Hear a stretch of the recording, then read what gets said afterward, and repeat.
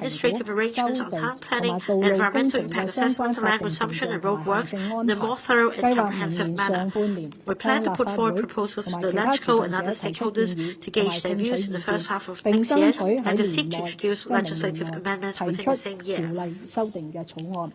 環境局亦都會 The 精簡同 Environment 埋 Bureau 優 will 化 also 新自然保育 streamline 政策 and 下公 enhance 私 the 營界別 public-private 合作嘅 partnership 安排， arrangements 兼 under the 顧 new 發展 nature 同埋保 conservation 育。 policy to better balance development and conservation.